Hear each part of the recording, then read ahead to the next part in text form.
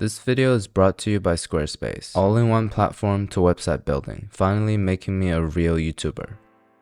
As many of you may have already noticed, it's impossible for me to eat anything without dipping it in some type of sauce. Usually it's that expired bottle of ranch, sometimes I give a second chance to QP Mayo, but most often my giant bottle of tapa. Sauce is the boss, not on its own merit, but it does make things go down a lot easier. Like how my sister's boyfriend is super annoying, but he has a huge wallet, so I can tolerate him. Today we'll learn together 12 simple sauces that claims to be life-changing, ranging from influencer famous, well-established fast food secrets, as well as some of the possible Italian witchcraft. Sorry. Let's get started. I don't need to re-emphasize more reviews means better quality. Right off the bat, we're starting with a viral recipe from Pro Home Cooks, one of the most popular creators that I discovered during the pandemic. By the way, I have a theory on the eras of food creators, dividing them into the age of BC, before COVID, and AD, after Democratic victory in 2020. But that's material for a future video in planning where I'll go over a lot of the popular food creators in detail. Let's get back to the sauce. We're gonna start by cutting up a small knob of ginger, the same size of my thumb when I stick it in my eye, as well as a couple cloves of garlic. Then we just have 3 more liquids, equal parts soy sauce, sake, and mirin. I remember Linja said this was one of her favorite combinations. To a hot pan, we'll heat up some oil, stir fry the ginger and garlic till you can smell the fragrance. Don't do it for too long though, we don't want any bitterness in the sauce. We'll let it simmer for about 7 minutes and prepare a little cornstarch slurry. It's just a tablespoon of cornstarch and 3 tablespoons of water. It's gonna thicken as soon as it comes up to temperature. Once the sauce coats the back of our non-existent spoon, we'll top it off with some toasted sesame seeds. I feel like we can use it on anything. You can sear up a piece of chicken or steak and just pour this on top. But for now, we're gonna dip straight in, give it a taste, and rate it 1 through 10. Unfortunately, this does not hit the spot because I'm addicted to sugar, so I'll add a little bit of maple syrup. So much better. From the screen to the ring to the pen to the king. Where's my crown? This next one is from Cook and he calls it the all-purpose sauce. Every student needs an all-purpose sauce. This is mine and you can steal it. Usually when I steal recipes, I don't ask for permission, but just like my health insurance, it's good to have. Another simple sauce here. All we need to do is cut up a bunch of vegetables into large pieces. He said in the video it doesn't matter what vegetables you do, but I feel like at least you need to have onions, tomatoes, and some type of pepper. Put everything in a roasting tray. Spray some oil and some salt into the oven at 350 for 40 minutes. When the outside is starting to get a little bit charred, it's ready to go into the blender. All the moisture gonna come from the vegetables themselves, and the roasting process intensify their flavors. Really shouldn't been wearing this white shirt, but let's add some olive oil and finish the sauce. The oil is gonna emulsify with the vegetables, giving it a better texture. It's actually really nice, and I like how light and easy it is, but at the same time very flavorful. According to Cook, you can use it on taco, pizza, and even spaghetti. I'll give it an 8.5 out of 10.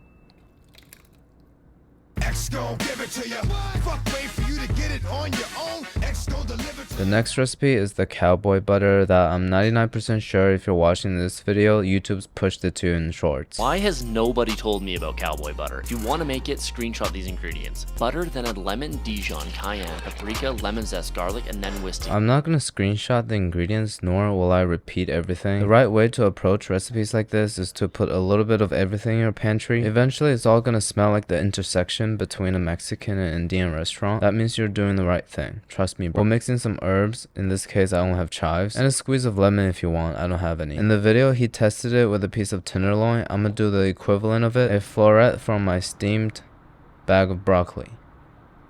I can't believe I'm saying this, but it's a little too flavorful. It works well with the bland broccoli, but I feel like a steak would taste better with a simple herb compound butter. 7 out of 10.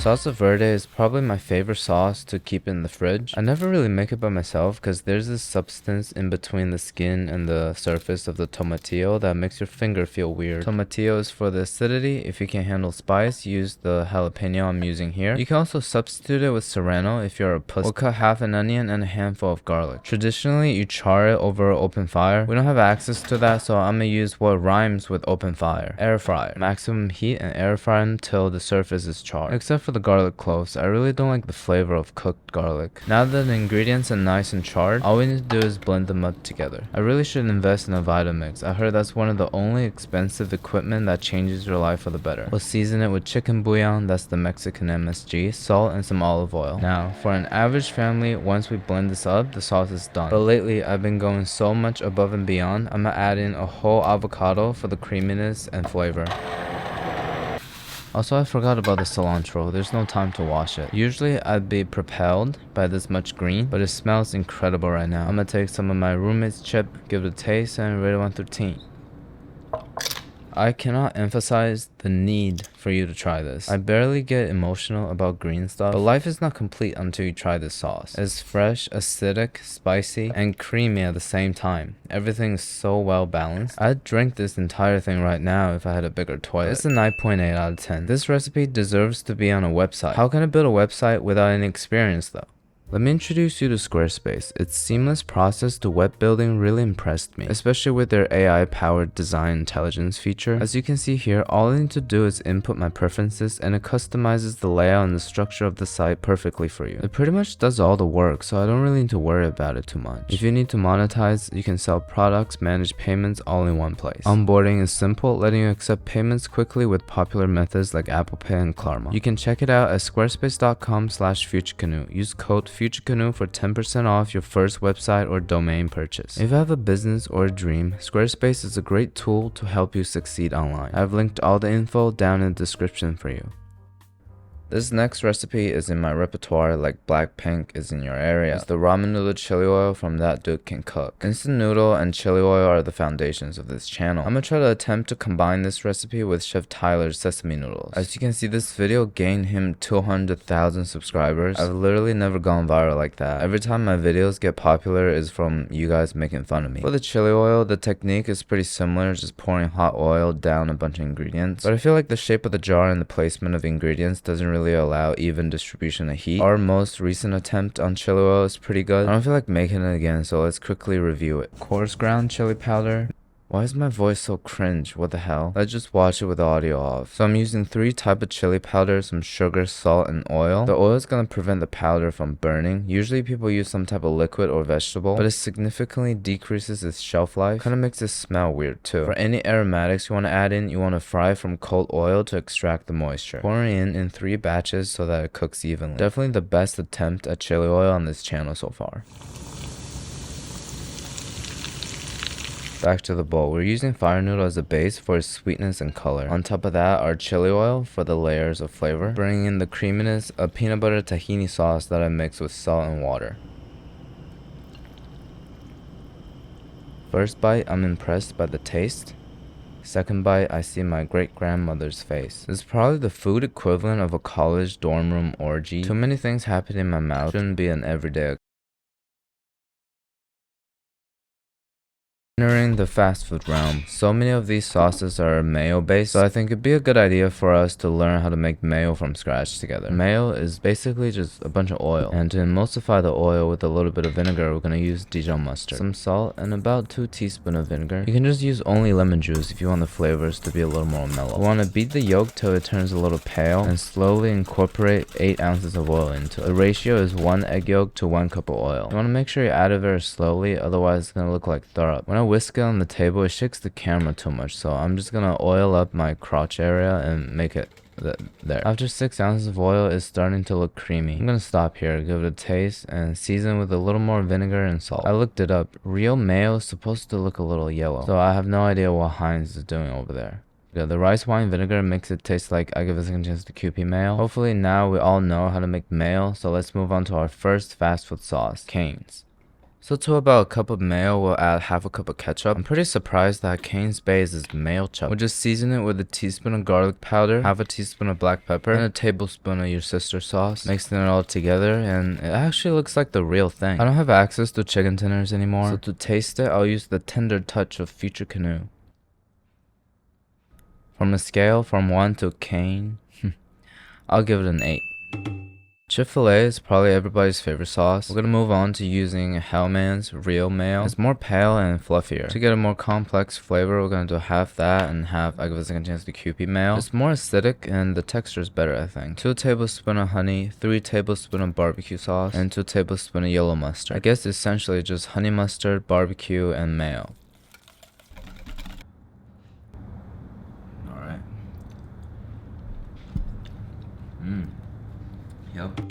For the halal, guys, it's white sauce. It sounds a little weird. Again, part normal mayo, part Kewpie mayo. Half a cup of Greek yogurt or sour cream. A teaspoon of garlic powder, half a lemon, and some salt and pepper to taste. Oh shit. Actually looks just like the white sauce consistency. Alright.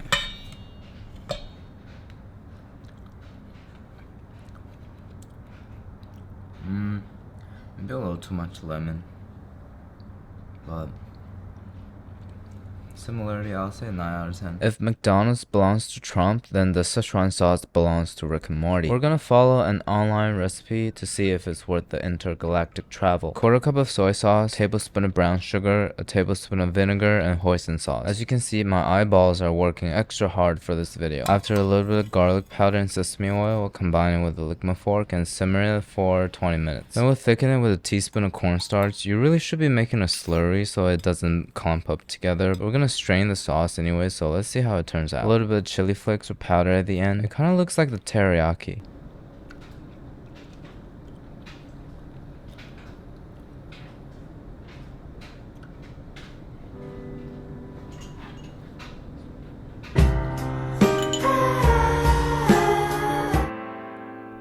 So the last 3 sauces are gonna be a little bit more unusual. I call them Witchcraft not because I don't like them or anything, it's just the concepts seem a little dangerous. You'll see what I mean. Starting with the first one, I guess 2023 called and wants its TikTok viral sauce back.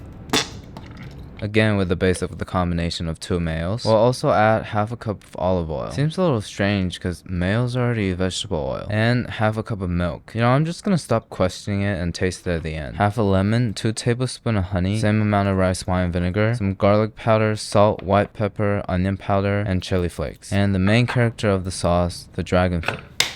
The dragon brought the fruit fly into my apartment, but I killed it. I've actually never tasted a red dragon fruit before. So many sesame seeds in it. Does it remind you of a New York City subway? To make sure the pink doesn't fly everywhere, I'm gonna put a paper towel on top and start blending it up.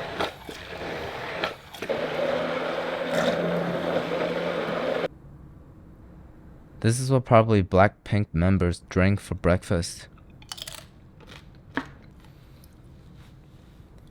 Flavor-wise, it is actually so well balanced. It's savory, acidic, it has a hint of sweetness and spiciness to it. It tastes like the mixture of Cane's and Chick-fil-A sauce. It just looks a little weird. I can relate. I'll give it an 8 out of 10. Ketchup and bananas are commonly linked concepts on this channel. I think it'd be interesting if we try to make a banana ketchup together. Hot pan, cold oil, we're sauteing some garlic and chopped up onions. Once fragrant, we can put in 2 bananas. You really should chop it up before frying the pan, but no need to worry, my spatula is sharp as hell. When we see little brown bits on the side, we'll put in half a cup of real ketchup, half a cup of vinegar, 1/4 cup of brown sugar, I'm using maple syrup, and some water. For the color, we'll do a little bit of cayenne and season with 2 tablespoons of soy sauce. Leave it to simmer for at least 12 minutes to get all the flavor together. I'll just blend it up off camera. I don't feel like moving it to another spot right now.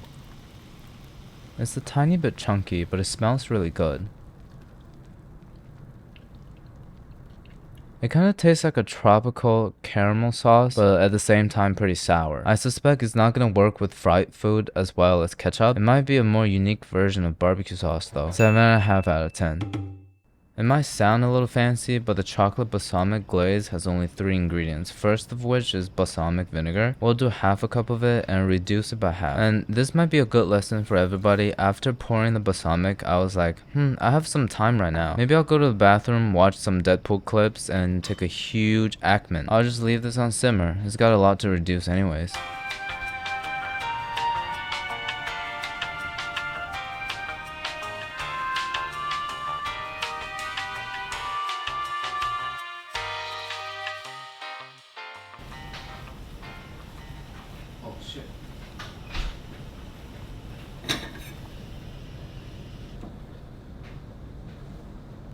Today I learned that the smell of burnt vinegar stays in your apartment for 2 days. Don't ask me how I found out. Have a cup of cocoa powder, and the last ingredient is 2 tablespoons of honey.